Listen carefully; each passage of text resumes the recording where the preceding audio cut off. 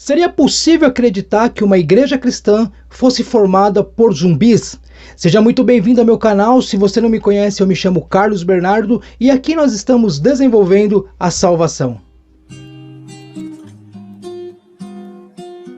Então hoje chegamos ao quinto vídeo da série Cartas do Apocalipse e hoje a carta é a igreja de Sardes. Então, como de costumes, vamos falar primeiro do contexto da cidade de Sardes e depois, então, como era a vida rotineira ali da igreja de Sardes. A glória da cidade de Sardes estava no seu passado. Ela foi a capital da Lídia no século 7 a.C.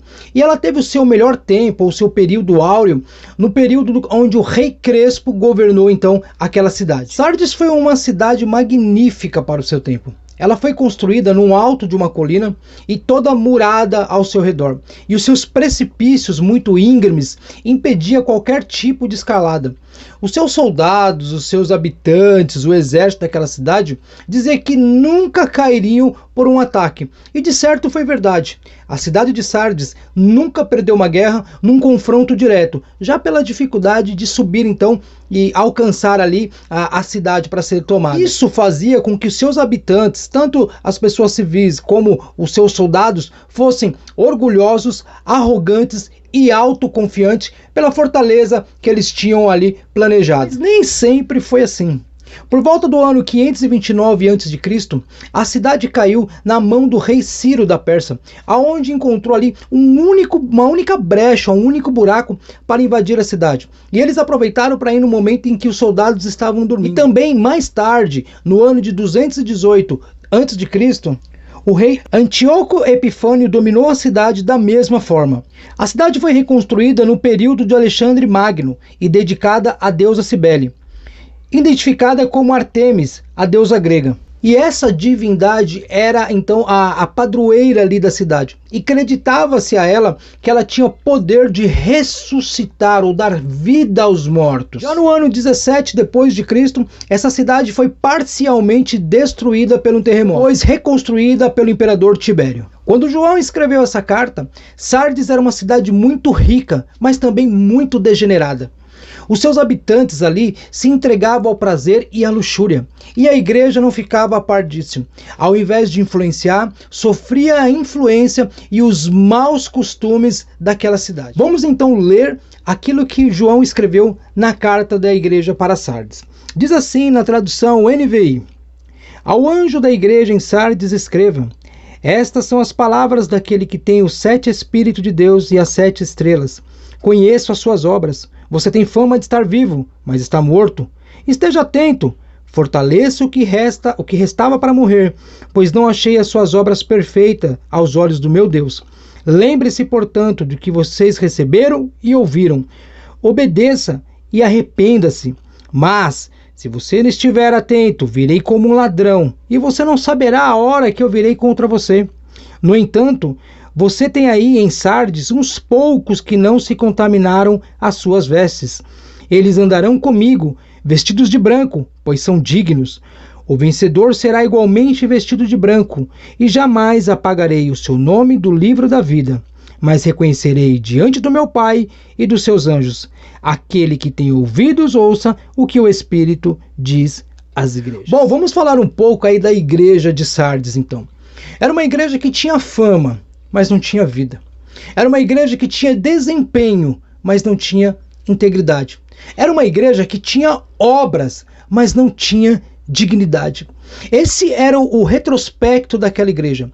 Quando se olhava de fora, via uma igreja que crescia, via uma igreja que tinha dinheiro, via uma igreja que tinha membros, via uma igreja que até trabalhava, né? A palavra vai dizer ali que ela era uma igreja que tinha umas obras, mas que não eram perfeitas, mas ela tinha fama de viva. Mas na verdade era uma igreja que estava morta. Para falar a verdade, a igreja de Sardes vivia de aparência. E quando ela recebe essas revelações de Jesus acerca dela, que ela achava que era uma igreja viva, achava que era uma igreja operosa, era uma igreja que tinha uma fama muito grande, então ela achava que estava tudo bem. Quando ela recebe essas revelações de Jesus, foi pior que o terremoto que alcançou ela ali no ano 17 depois de Cristo. Porque as revelações foram muito fortes. Olhem, eu estou pensando que eu estou vivo. De repente vem Jesus ali e o apóstolo escreve aquela carta, o apóstolo João, relatando que a igreja é uma igreja morta, que não existe vida lá dentro. Interessante dizer que não havia heresias lutando contra aquela igreja, não havia nenhuma Jezabel subindo, né, nos altares ali para poder fazer ensinamentos errados, não havia profecias dos balamitas, ensinamentos dos nicolaítas, não existia nada disso. Porque uma igreja que perdeu a sua vitalidade para o pecado, não vale a pena atacá-la, porque ela se destrói sozinha. Há um grande homem de Deus que diz: quando há morte pelo pecado, não existe o martírio pela perseguição. Então essa era a história de Sardes. Se a gente fosse pegar, era uma igreja de zumbi, eles achavam que estavam vivos, e de repente, bum, uma bomba.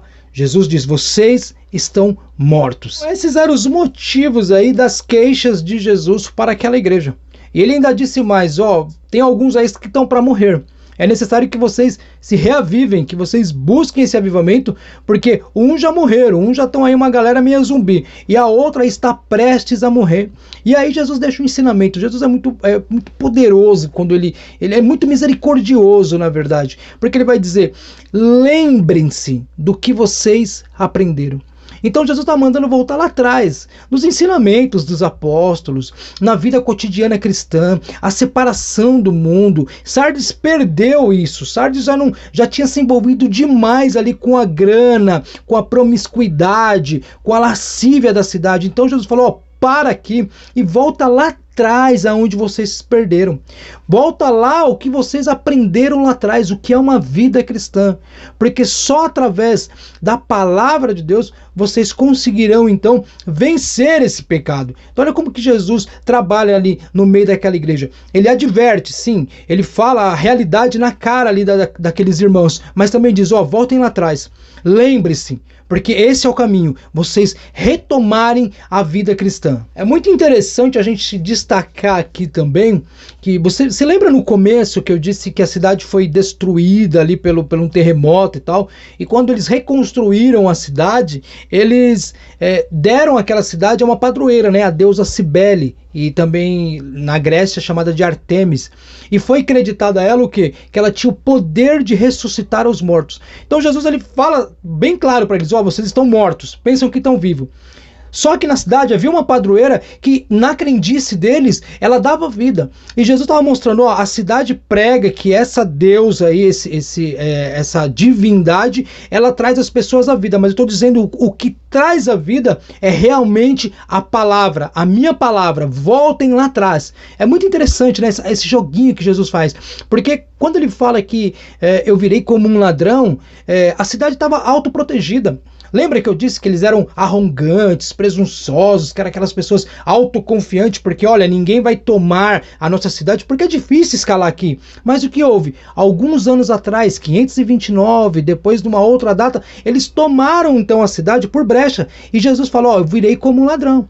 Assim como os soldados da cidade dormiam no passado, a igreja está dormindo. E é bem possível que eu venha. Então, se desperte. É muito interessante como Jesus fala, porque a igreja tinha muito a ver com a história da cidade. Então, os cristãos ali, as pessoas ali, sabiam muito, ou conheciam muito da história da cidade. E estava vendo que Jesus estava falando: olha, vocês estão iguais. É a mesma coisa. Então, é necessário que vocês, se reavivem. Se Cibeles, que eles dizem que está trazendo a vida, caia fora disso, porque quem tem o poder de trazer a vida é somente Jesus. Para finalizar a carta, Jesus vai dar então as promessas, as bênçãos, né? Para aquele que ouviram o que o Espírito está dizendo, receberam então a carta, e se vocês derem ouvido, vocês têm uma promessa, que aqueles que ouvissem a palavra, que ouvissem o que o Espírito estava dizendo, Jesus daria uma veste branca, porque ele disse: tem alguns de vocês aí em Sardes que não se contaminaram. Eles se mantiveram puros, eles buscaram a santidade, as suas vestes estão limpas. Então aqui também vale a pena chamar a atenção que ainda que estejamos ou num local, ou que a situação esteja completamente contrária, que o mundo está ali se entregue aos deleites da carne, aos prazeres, é possível manter a santidade da mesma forma. É possível. Ainda que você frequente uma igreja, ainda que você esteja num local que as pessoas se contaminaram, ainda há possibilidade de se manter íntegro. Isso é muito interessante, isso é muito legal, porque às vezes a gente fica naquela, pô, igreja A, igreja B, igreja C, a igreja somos nós. Então ele fala, ó, vocês podem buscar a santidade. Se pastor tiver errado, se obreiro, se membro tiver errado, vocês têm o guia aqui, a direção a seguir. Então, ainda tem alguns de vocês que não se misturaram, isso é muito interessante. E eles andarão comigo com roupas brancas, porque são dignos. O próprio Jesus estava dizendo isso na carta. E falou que a promessa era essa. Se vocês ouvirem, vocês também terão roupas novas, roupas brancas, que não são mais sujas, nem manchadas pelo pecado. E que também o seu nome não seria tirado do livro da vida. Eu não vou apagar o seu nome de lá. Então, essas eram as promessas para aquele que se mantivesse fiel, que ouvisse então a palavra de Deus. Acredito que o ponto principal dessa carta é essas vestes brancas, porque Jesus ele garante que nos dá isso, né? E essa veste branca é para núpcias, né? A igreja é considerada como a noiva do Cordeiro. Então ele está falando, ainda que essa roupa esteja manchada pelo pecado, porque pode acontecer.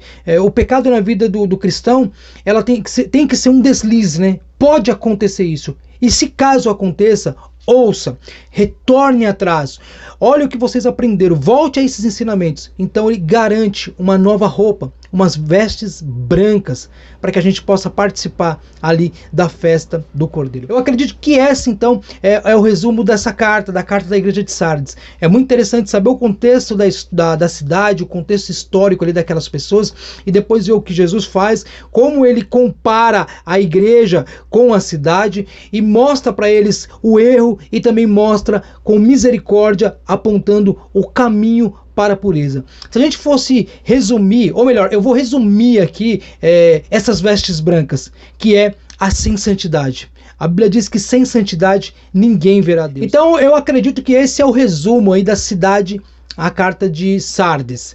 Agora você consegue compreender ali, lendo a carta de Sardes, qual que era o contexto histórico, por que Jesus comparou aquela cidade com a igreja e ficou, né, pare a pare ali, as brechas, ele vem como um ladrão, vestes novas, né, vivos que se consideravam, mas estavam mortos, a padroeira da cidade. É muito interessante a gente saber disso.